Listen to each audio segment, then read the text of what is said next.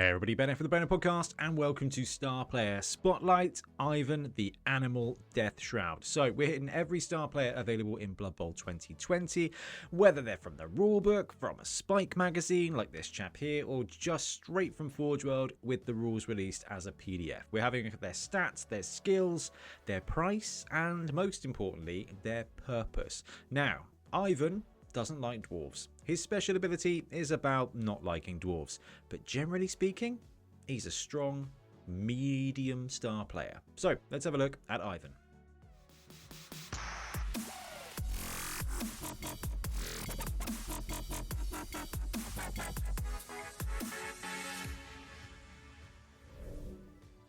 Okay, so Ivan the Animal is for all intents and purposes, he's a strength boosted skeleton. Okay, in your mind, he's a skeleton champion. If you used to play Warhammer Fantasy Battle, that's what he is. He's a skeleton champion. And I think, actually, he is. Was he a white or was he just a skeleton champion? I think he might have just been a skeleton champion. Yeah, raised by a necromancer. And then we get to play Blood Bowl. Alright, well that makes a lot of sense. So, basically, he plays Sylvanian Spotlight teams. So you've got Undead, Necromantic, Tomb Kings, and Sylvanian Spotlight stars themselves, vampires. And he comes in at 190k. So when we talk about star players, we kind of look at the cheap ones that are less than 100. Your mid-range ones that kind of stand from 120 to kind of 220, 230, 240 is probably that kind of mid-range band. And then you've got the big boys who are kind of 250 plus.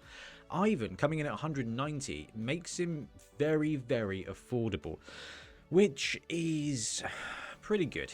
Because if you think about the undead teams, undead, necromantic, vampires, tomb kings, they're not teams that suffer a huge amount of, well, the vampires kind of do, but they don't suffer a huge amount of withering away, despite the fact that they are literally withered away husks of Blood Bowlers. So based on the fact that they don't suffer a lot of attrition, they don't tend to be punching too much. However, in a league situation, if you're playing a more established team, you're going to be able to fit 200k into your roster. And, I don't know, more spicily, I think, if you're brewing up a tournament roster, 190k is very affordable in most tournament formats. Now, we tend to run 1100, 1150 kind of range. Most tournaments are 1150, 1200. Actually, that basic, a 1200 roster just gives you a 1 million whatever you're running, and then Ivan the Animal on top. So he's very affordable. Now, for your gold pieces, you get a movement 6, strength 4 piece. Movement 6, not bad for an undead player. Strength 4, very good for an undead player. Edge 4 plus is exactly what you expect. Passing 5 plus is fine. You're not really going to be passing with him. That's not his goal. Armor 9 plus is reasonable. That's your standard kind of blitzer route. 10 plus would have been better, but we'll take 9 plus. But 190k for a strength 4 piece. Let's check out the skills. We've got block, disturbing presence, juggernaut, loner 4 plus, regeneration, strip ball, and tackle. Is that right? Block, disturbing presence, juggernaut, loner, regen, strip ball, tackle. Alright. So there's a class of star player, thinking Hackflem, Griff, potentially Luther, who can win games by themselves by being fast and strong and agile. Ivan the Animal is not fast. He's strong and he's not agile. But what he does give you is a really great, reliable, consistent amount of skills. So a strength 4 blocker is brilliant. Loner 4 plus is always going to be an issue on stars. It has throughout the entire history of Blood Bowl, and I hope it continues to be so. But when you've got block, it really does make it way more consistent. It doesn't feel bad to take a 2-die block with a star player if you've got block, because most of the time you're going to be okay. Alright, sure, 1 in 36 times it's going to wreck you, but that's a lot better than 1 in 9. It's a lot better than 1 in 9. So he's got block, you've got juggernaut as well, so it gives you that extra positioning, that extra opportunities that if you want to go for the push.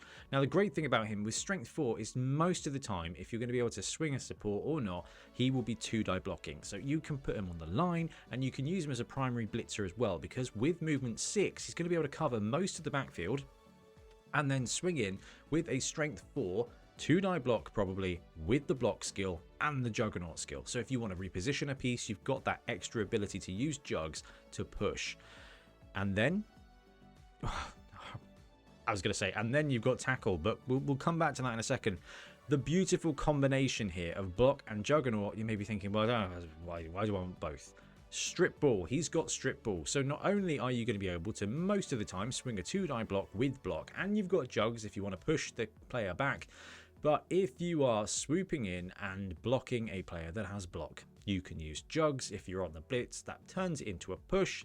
That means you can trigger strip ball, and that ball is going to pop right out of there. So Ivan the Animal for 200k gives you a movement 6 2-die hitter that gives you that extra ability to pop the ball out. Now, the Surveillance Spotlight teams have got a little bit of shift, not a huge amount, especially Tomb Kings have got, you know, none. But that gives you a little bit of an opportunity. That turnover game is not one that the undead teams are massively known for. Werewolves and ghouls do a good bit of work, but they're not gutters. And actually, where you don't have the agility to potentially pop the ball out, force those turnovers very often, you don't get the opportunity to capitalize on them.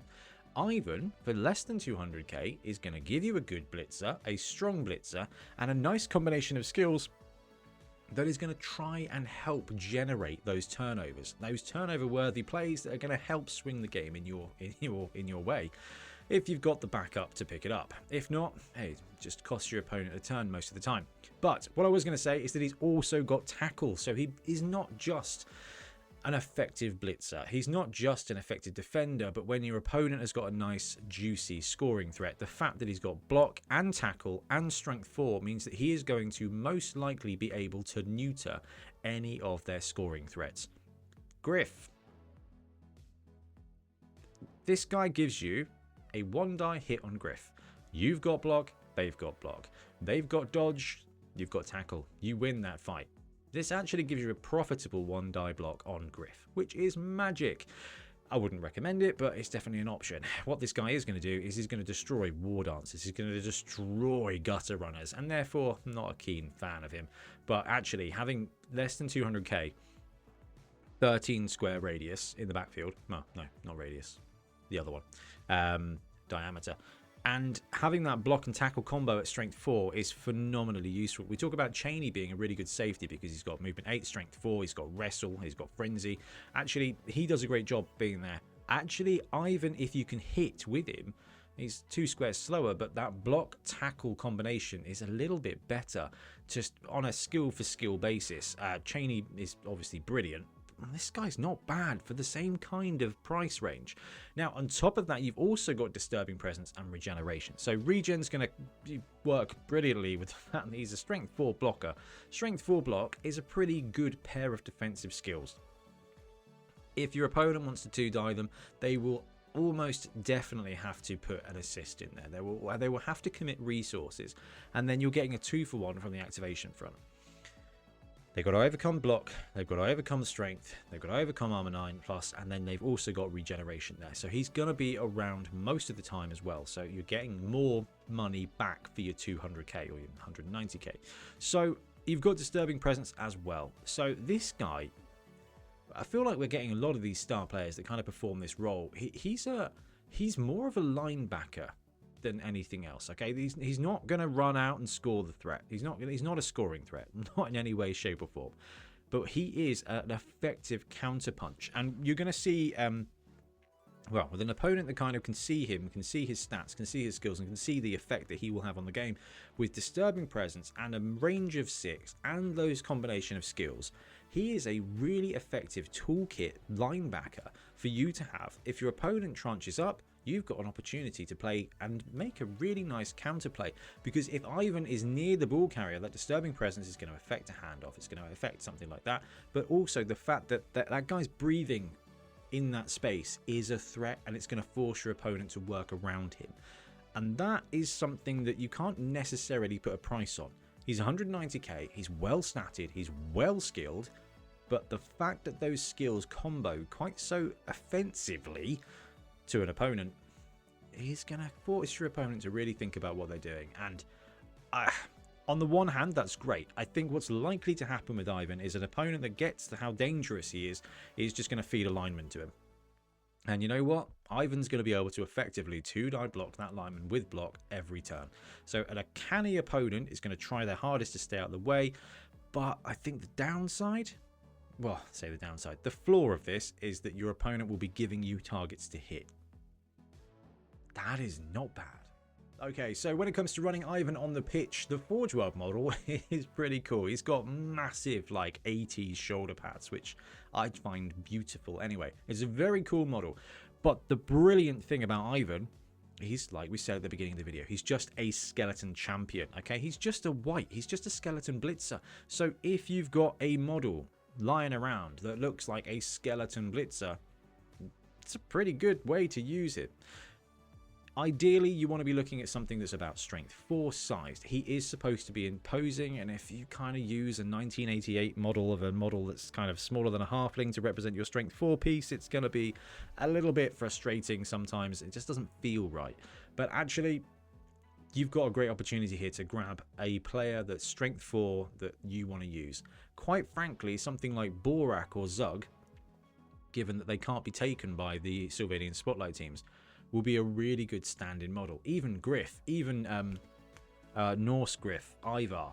That models look like that. What we're doing here is a mid-speed, mid-strength blitzer model.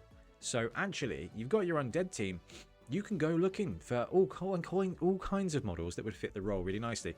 Grebo do have a very cool model called Cross the Beard Yank, which I love because this guy does not like dwarves. So he's got like the dwarf skull and stuff like that. It is pretty cool. It is 15 euros, and with postage you're going to be paying a similar price to Forge World. It's the best kind of custom sculpt though I've seen for him. Otherwise, just hunt down a cool strength 4 combat focused piece that you want to represent this player on your team, and you are good to go.